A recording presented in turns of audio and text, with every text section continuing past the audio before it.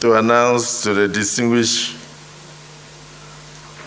Senate and all Nigerians that Mr. President has sent a correspondence dated 27th day of July 2023 to this hallowed chamber,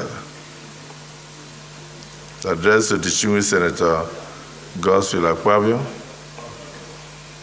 President of the Senate, requests for confirmation of ministerial nominees. In compliance with the provisions of Section 147, subsection 2 of the Constitution of the Federal Republic of Nigeria 1999 as amended, I am pleased to forward to the Senate for confirmation the underlisted 28 ministerial nominees. 1. Abubakar Momo. 2. Ambassador Yusuf Maitama Tuka, CON. 3. Architect Ahmad Dangiwa. 4. Barrister Hanatu Musawa. 5. Chief Uche Naji. 6. Dr. Beta Edu. 7. Dr. Doris Anite Uzoka. 8. His Excellency David Umahi.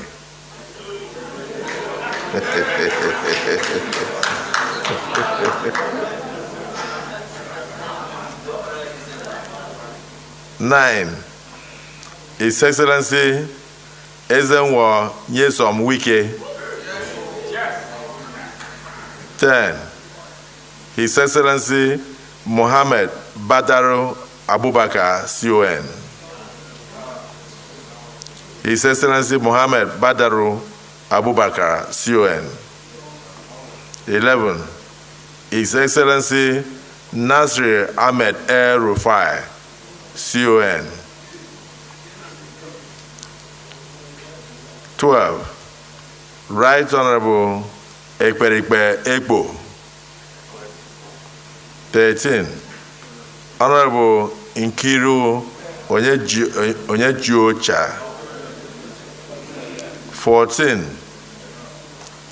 Honorable Olubumi Tunji Ojo.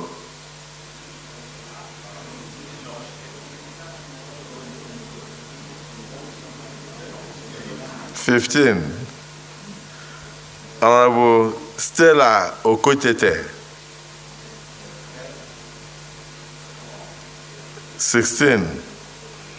Honorable Uju Kennedy Ohaneye.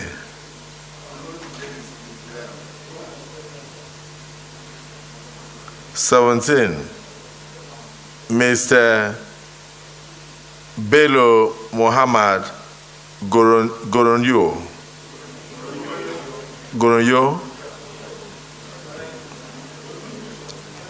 18. Mr. Dele Alake.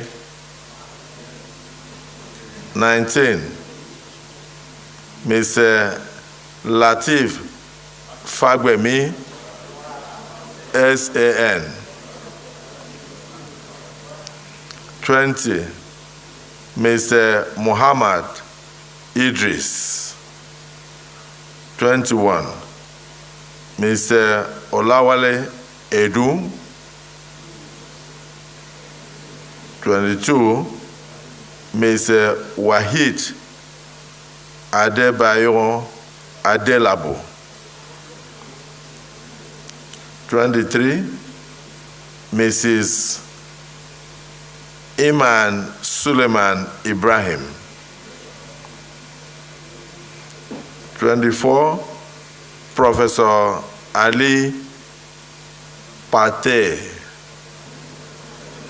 25, Professor Joseph Utsev. 26, Senator Abubakar Kyari.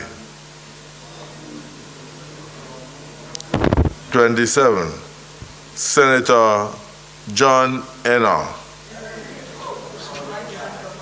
28, Senator Sani Abubakar Danladi.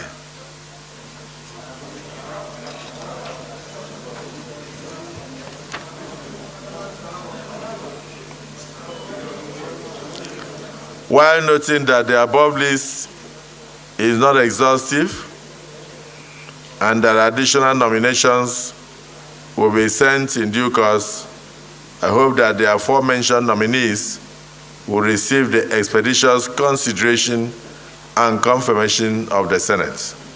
Please accept, distinguished Senate President and distinguished senators, the assurances of my highest regards. Yours sincerely, signed, Bola Ahmed Tinubu, President, Commander-in-Chief, Federal Republic of Nigeria. Distinguished colleagues, in view of the fact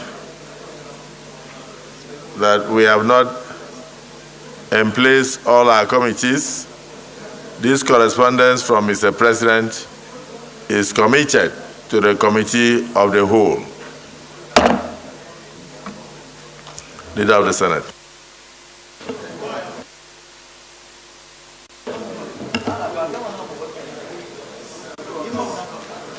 Point of order.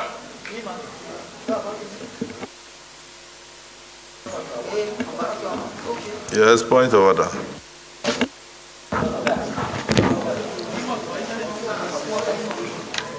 Thank you, Mr. President.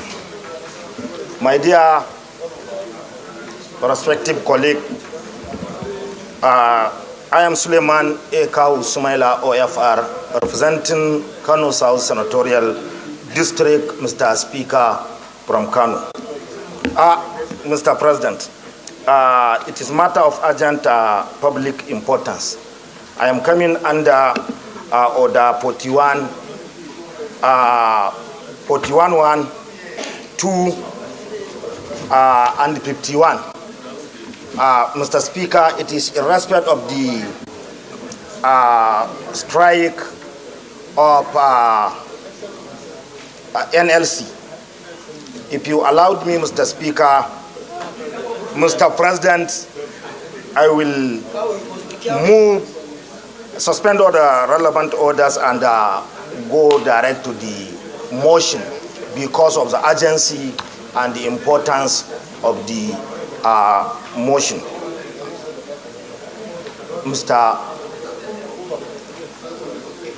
President.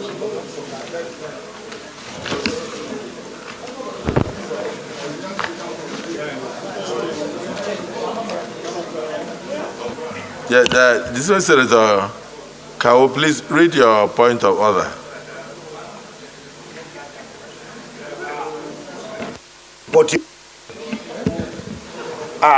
Matter of urgent public importance. Order 41.1. Page 28. The matter for discussion shall, if possible, be referred to the President of the Senate before commencement of the day's sitting, and the President of the Senate shall refuse to allow the claim unless he is satisfied that the matter is definite and urgent. Then the second, if the claim is allowed by the President of the Senate and the leave of the Senate is given by at least 1/5 of all senators, the matter shall be stand over till next legislative day. So, therefore, in line with our rule, which you have just read, just give us a brief of what the matter is, and it will stand to the next legislative date. Okay, Mr. President, it is in respect of the impending or notice of strike by Nigerians Labour Congress, which gave the ultimatum of 7 days. And from the day they gave the ultimatum to today is almost 4 to 5 days. If we allowed it without taking it an intervention of this hollow chamber, Mr. Speaker, the plan. So it is noted. Kindly bring it on the next legislative date as enshrined in the rule. Yes. Point of order, sirs.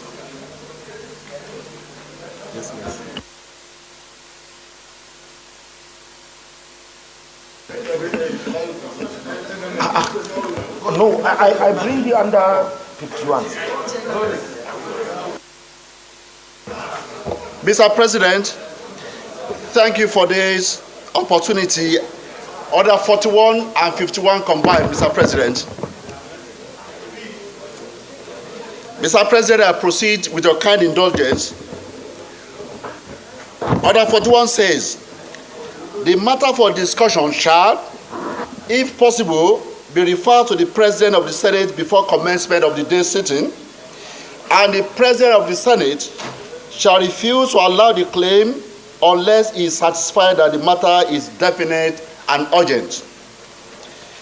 Order 51 says, notice shall not be dispensed with in the case of a motion or in respect of any other proceeding for which notice is required except with the consent of the President of the Senate and the general assent of the senators present. Distinguished colleagues, distinguished Senator Salisu Afolabi had earlier hinted me on this. And is it the view of the Senate that he be allowed to move the motion? Those in support say aye. Those against say nay. The ayes have it. Please proceed with the urgent motion. Thank you, Mr. President of the Senate. Yesterday, these hollow chambers moved a resolution in respect of the outbreak of a disease in some part of the country. I tried in vain yesterday to call our attention to the fact that yesterday, the National Association of Resident Doctors, we are proceeding on a nationwide strike. As we speak now, the National Association of Resident Doctors across the country, they are on strike. And we know that the resident doctors constitute the majority of healthcare professionals, tertiary institutions. This is more so at a time that the citizens are occasioned by necessary but very painful reforms that are going on in our economic space. Therefore, we must also not deny them the opportunity of having access to health care, particularly now. My name is Shoaib Afolabi Salisu. I represent the good people of Ogun Central. I'm sponsoring this motion alongside with His Excellency the Deputy Senate President, Senator Barao Jibril from Kano North, and distinguished Senator Akintunde Yunus from Oyo Central. I proceed, Mr. Senate President. The Senate notes that the healthcare sector is an essential service that requires utmost attention to ensure the welfare, well-being, and wellness of Nigerians. Aware that there are only 24,000 doctors available to over 200 million population, with a current ratio of 1 doctor to over 9,000 patients, in stark contrast with WHO's recommendation of 1 doctor to 600 patients. Further aware that Nigeria has witnessed mass exodus of very experienced medical professionals in recent times, and is therefore in dire shortage of healthcare professionals. Observe that the ongoing strike by resident doctors has resulted in suspension of critical health services, healthcare services, further exacerbating the fragile public health situation across the country. Further observe that it is imperative for the federal government to promptly address the concerns of the resident doctors and find lasting solutions to prevent future occurrences of strikes that disrupt our healthcare services now and then. Concern that the outbreak of a highly contagious and deadly diphtheria disease in some states poses a significant public health concern and requires immediate, effective, and coordinated intervention. Further concern that the ongoing strike by the resident doctors has led to the suspension of essential healthcare services, negatively impacting patients' access to medical care, and concern that the well-being and health of Nigerian citizens are paramount, and the government must prioritize efforts to contain the diphtheria outbreak and ensure access to quality healthcare services. Senate resolve: 1. To urge the federal government to immediately engage with the leadership of the resident doctors to address their grievances and find lasting solutions to end the ongoing strike. 2. To encourage the federal government to identify and address the underlying issues leading to incessant strikes in the health sector and develop sustainable policies to prevent future occurrences, thereby safeguarding the health and well-being of all Nigerians. Number 3, investment in the healthcare sector, including capacity building for medical professionals and the development of policies to enhance healthcare delivery in Nigeria, and to call on the resident doctors to consider the humanitarian implications of their strike action and prioritize the well-being and lives of patients, particularly in the face of the diphtheria disease outbreak in some part of the country, and immediately suspend the strike. Number 5, mandate the relevant committees of the Senate, when constituted, to conduct an inquiry into the underlying issues leading to the resident doctor strike and make recommendations for the sustainable resolution of their concerns. And finally, Mr. President, to direct the Federal Ministry of Health through the Center for Disease Control to swiftly implement measures to contain the spread of the diphtheria disease in affected states and ensure that necessary medical supplies and resources are readily available to combat the outbreak. Mr. President, distinguished colleagues, I enjoin you to please support this motion to ensure that we bring to an end immediately the ongoing strike by the resident doctors. They are the bulwark of our healthcare delivery system. We cannot afford that the only doctors we have left in the country who have not migrated abroad are on strike at a time the citizens need the comfort of the healthcare delivery system, as well as combating the disease that's ravaging some part of the country. Mr. President, I so move. Yes, distinguished colleague, behind Father Honsi. Mr. President of the Senate, my name is Sunday Marshall Katung. I represent the people of Kaduna South Senatorial District.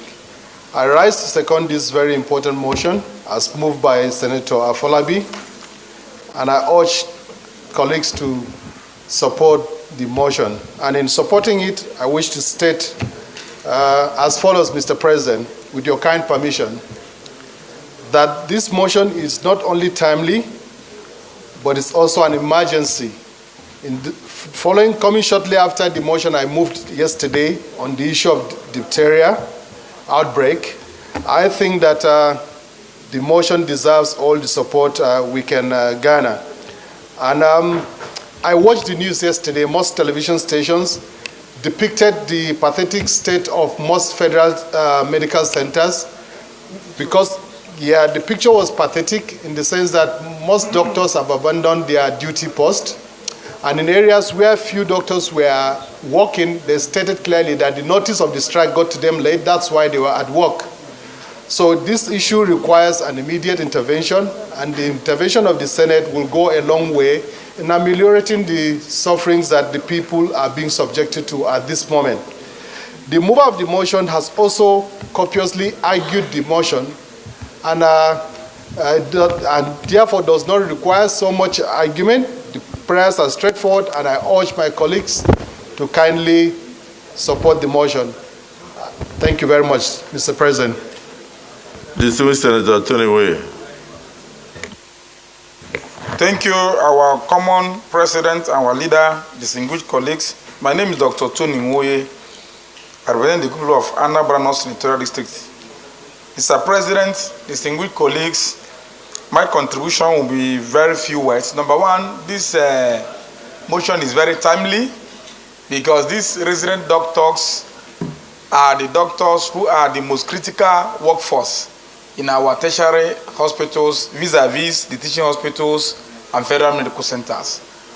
Mr. President, distinguished colleagues, they are the middle and the junior cadre of our hospitals, and their services cannot be neglected. Sometimes in 2016, when I was in the House of Reps, when I was a member, I led a delegation of the then leadership of the resident doctors to meet with to interface with leadership of the National Assembly. We even met the then president because we had a serious negotiation on this issue of lingering crisis in the health sector. We resolved it then. I'm appealing to this Nigerian Senate, these young colleagues, for this our Senate to consider it expedient. All right, then what we're looking at there is the 28 person ministerial nominees in the first list. Earlier this morning, the Chief of Staff to the President, Femi Gbajabiamila, delivered the ministerial list to the Senate President, Godswill Akpabio, looking at a cabinet consisting of the immediate past Rivers State Governor Nyesom Wike, his colleague from Kaduna, Nasir El-Rufai, Lateef Fagbemi, former Cross River Governor Ben Ayande, his colleague from Osun State, Gboyega Oyetola, the President's Special Advisor on Media Strategy and Special Duties, Dele Alake. Also on that list, former Minister of Health under Goodluck Jonathan, Ali Pate, Olawale Edun, a former Deputy Governor of the Central Bank of Nigeria, Adebayo Adelabu, and of course, the women leader of the All Progressives Congress, Betta Adu. And this is something that we had been waiting for a long time, Cynthia. This particular list, of course, comes in at a time where I think about 2 days to the deadline. You know, the president has about 60 days, 2 months to put his ministerial list together. So the entire nation had been waiting to see this list. What are your thoughts about this? Well, this is definitely the first list, as stated by the Senate President Godswill Akpabio. It's definitely incomplete, and he mentioned that it will be completed in due course. But what's happening right now at the same time, even though this is a highly anticipated list, like you rightly mentioned, Shaitan, is that the senators are also moving motions. The motion that was moved earlier on by Senator Afolabi was to bring an end to the strike by the resident doctors, because this is a crucial time at the country. And that motion was supported by one of the senators representing the Kaduna district, as well as a senator from Anambra district, Tony Nwoye, because he's stating that, you know, this is a very crucial workforce and they cannot afford to be relegated to the background. Well, we're definitely bringing in our specialist, that's Arise News analyst, Dr. Sam Amadi, to take a further look at this list of ministerial nominees sent by President Bola Tinubu to the Senate. Dr. Amadi, good to have you here on Newsday. Thank you very much, and good afternoon. Good afternoon. Any surprises with what you heard at all? A few surprises, not much. The media had reported that there are going to be some of the names there, especially the governors, the major political actors in the last election. Wike, El-Rufai, and some other, one or two governors. And then again, some of the Tinubu's team, Alake, Edu, not much surprise. Maybe Fagbemi, the lawyer, the son, a little bit of surprise. In the southeast, Nkiru Uejocha, a big surprise for Abia State. and in Imo State, Nnamdi Anyehi. Some kind of surprise too, but not much. I guess this is more of a political list, for good reason, where there's still some uncertainty about the presidency in terms of what the tribunal will do, and some predictions of a re-election or something like that. So I think the political instinct is more at play here. Of course, there are a couple of technocrats renowned and credible, Pate, Waledu. The former governor of, I think, Ekiti or Ondo is well-versed in economics and has worked in many places. A bit of those with technocratic power. But again, the overriding consideration is politics. And it doesn't mean that political nominees are incompetent. I mean, El-Rufai is as political as it can be, but he's also a renowned technocrat and could fit into many places and perform. But I think this is a cabinet that is informed more by strategic political consideration and a little bit about maybe responding to freshness. What I don't like is that some of the politicians, who in their own right have some gravitas, but are not the kind of person you expect to midwife a new Nigeria where we are trying to get away from state capture, from corruption.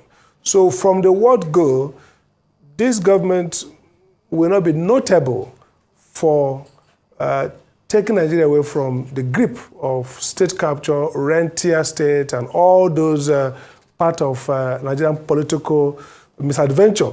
It could do well in some technical sense, in the economy, in getting things to work, infrastructure, maybe with some of the guys they have. But definitely, we're not going to see a redefinition of the country away from politics of pillage and politics of capture. That's really my biggest worry for now. Okay, Mr. Sam, let's talk about, Section 42 of the Constitution, of course, states that the nomination of any person to the office of a minister for confirmation by the Senate will be done within 60 days after the date that the president has taken the oath of office. So we're looking at just 28 names, and we only have 2 days left to this deadline. That also, we're expecting all the names.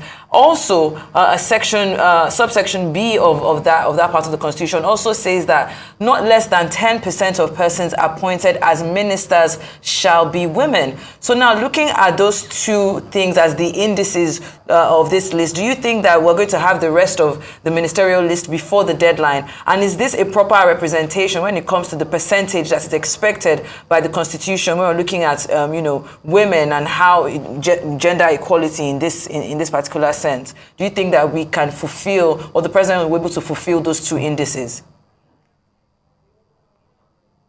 Yes, it can fulfill the indices or the requirement of getting the nominations in before expiration of time. We can get another list in a couple of hours, so it's a matter of, it's possible. But this is interesting. This is a president that will talk about hitting the ground running.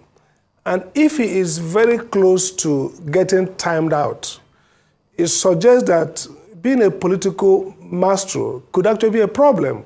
I didn't expect the president to struggle this much to present a list. In fact, as a matter of fact, I thought he could have his list ready 2 days after inauguration, because this is a guy who is reputed to be prepared to govern. And he knows everybody. He has been around. He has been the kingmaker for upward of 8 years. So he should be able to know who to pick. Even Lagos alone gives him all the diversity of gender, ethnic, origin, religion, to pick 48 people who can get a job done. So well, thank you. You definitely got the job done in a few minutes, and we appreciate your time, Dr. Sam Amadi, but we're out of time for now.